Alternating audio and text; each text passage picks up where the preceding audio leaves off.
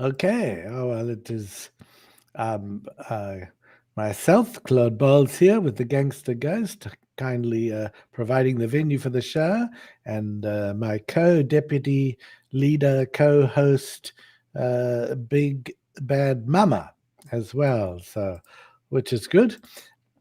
So this idea was to have a show because there's been so many shows where creationists just say they want to discuss evolution, or example, or the Big Bang, or other scientific type things. Sometimes some of them theories, some of them not, and they all they do is, they've read Wikipedia somewhere, and they try and pick little holes in things that they probably don't even understand. But okay, that's okay.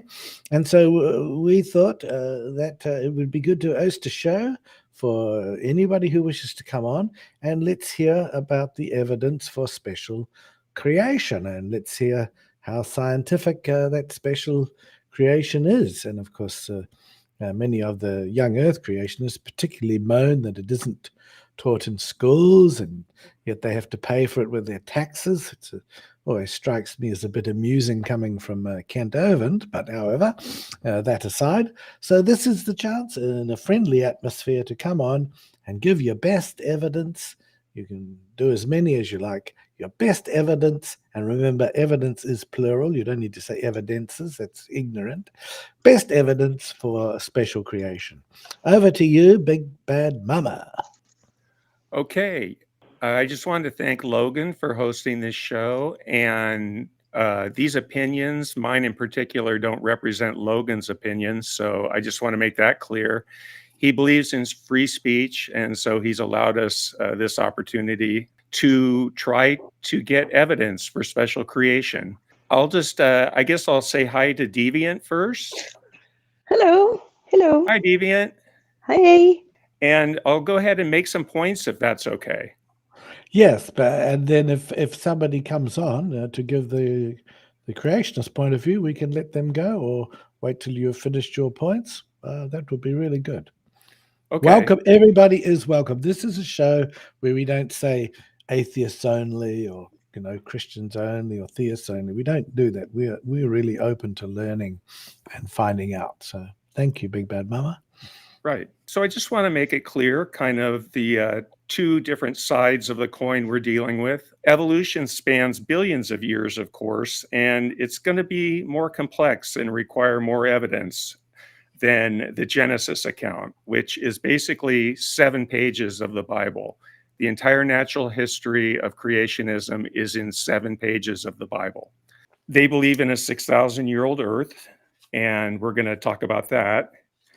And they're Bible literalists, so which in my mind is a form of religious bigotry. It declares basically that a particular religious interpretation applies not to just to people of that religion, but to everybody everywhere, and that the religion of anyone who believes otherwise is wrong.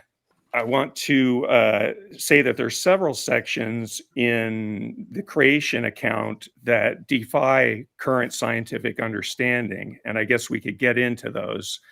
A couple of things that I would like answered is how many kinds were created at the creation, how many animals of each kind were created, and where did those creation events occur on the earth? What did creation look like? If you were looking at it as an observer, what would that creation look like? I would like to hear an answer to that. Bible-based science has always failed. There's been no science that has ever been based on the Bible. True science is based on a study of reality. The Bible shouldn't be read literally. A literal reading of the Bible misses the meaning behind the details. It's like reading Aesop's fables without trying to see what the moral of the stories are. And it's far from clear that the Genesis account is a straightforward narrative, as it has a formulaic and poetic structure.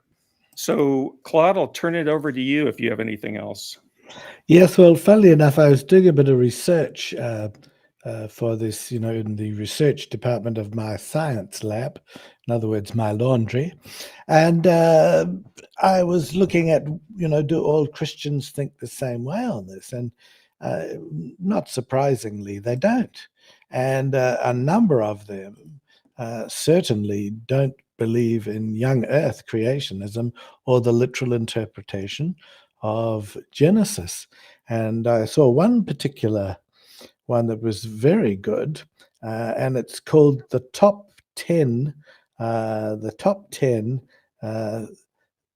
biblical problems for young earth creationism, and this is from a Christian group. So that is really quite amazing, and they go through the Genesis, and they explain why certain passages simply cannot be taken literally. So these people are still Christian, and they obviously believe in the Christian God, but they completely debunk the idea that the earth was 6,000 years old. Interesting from a biblical perspective. So that's something people can watch if they ever want to. It's called Top 10 Biblical Problems for Young Earth Creationism. And the outfit that does it's called Inspiring Philosophy. So very interesting, isn't it? That not everybody in the Christian community believes in this young earth idea. And the other thing is that, for the last few centuries, young earth was never a big deal. It's mainly come out last century, and mainly in the Christian fundamentalist type groups. And it actually started with the Seventh-day Adventists, who Kent Hovind would regard as being flawed. They're the ones that their leader, Mary Ellen whatever, said she had a vision, and she saw the actual creation, and it did happen in 6 days. So, Kent's ideas and the ideas of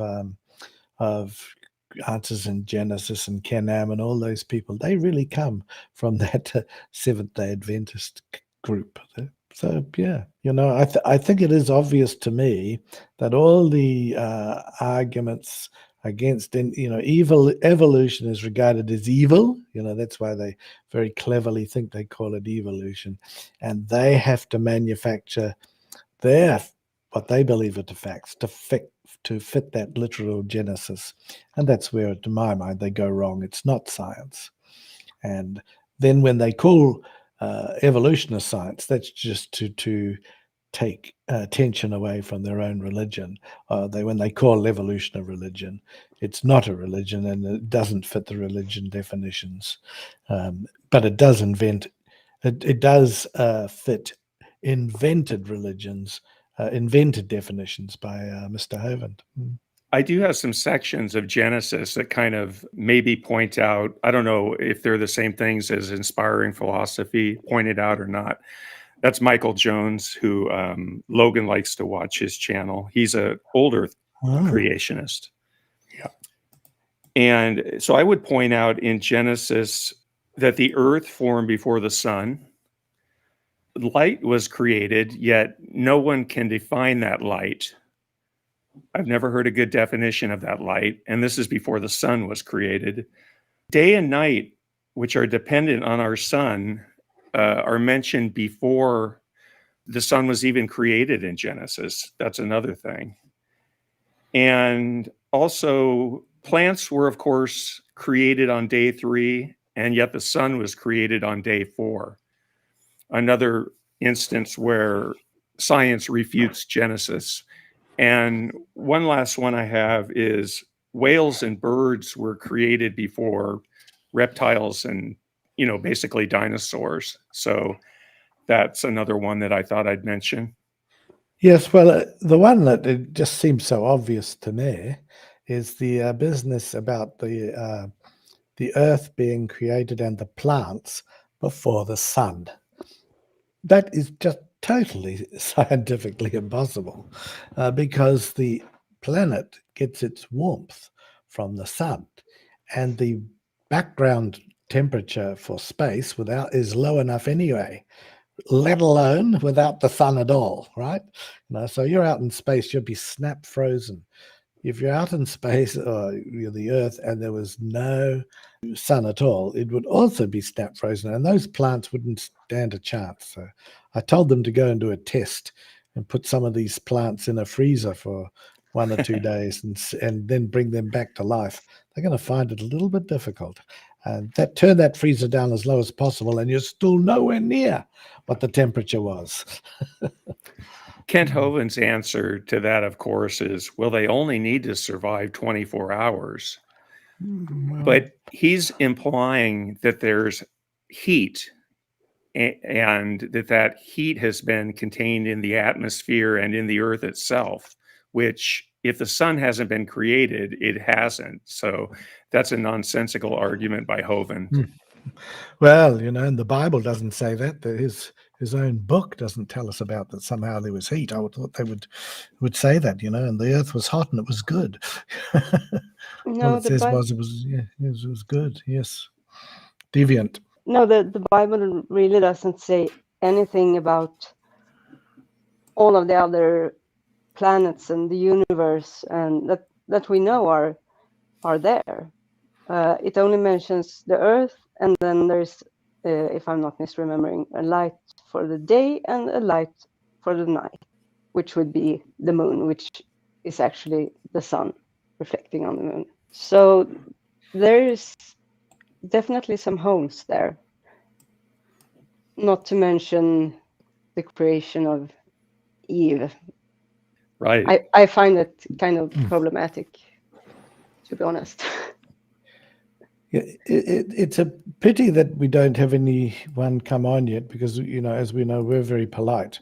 I have not heard anybody on our side of the equation, because I'm not saying our side as such. I'm saying our side of the equation as far as favoring science over religion, ever yelling or screaming at anybody. We let them have their say, and yet haven't come on yet. So I have something that I heard the other day when I was denied entry to ProverbsGuys channel.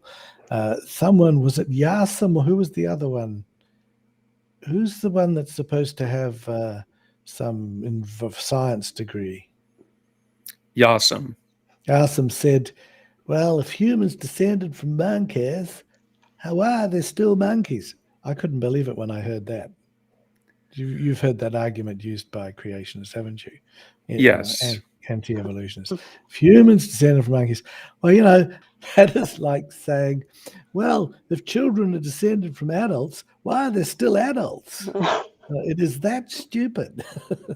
I'm going to call it stupid. I'm not as nice as the rest of you. So that the first mistake is evolution does not teach that humans came from monkeys anyway. It says that we both have a common ancestor.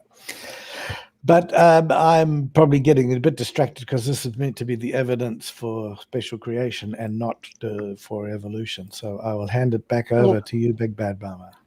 Yeah, I just have one more point. I would just ask, where is the evidence, apart from Bible genealogy, that the Earth is 6,000 to 10,000 years old? In the theory of evolution, which we're not here to defend, we have multiple radiometric dating techniques of meteors, moon rocks, and Earth rocks. We have lust deposits that show a record of over 7 million years. And we have varves, which are sediment layers occurring in large lakes that can be dated and calibrated with C14 dating. And I just want to hear what's comparable in the creation model to that evidence that we have from evolution.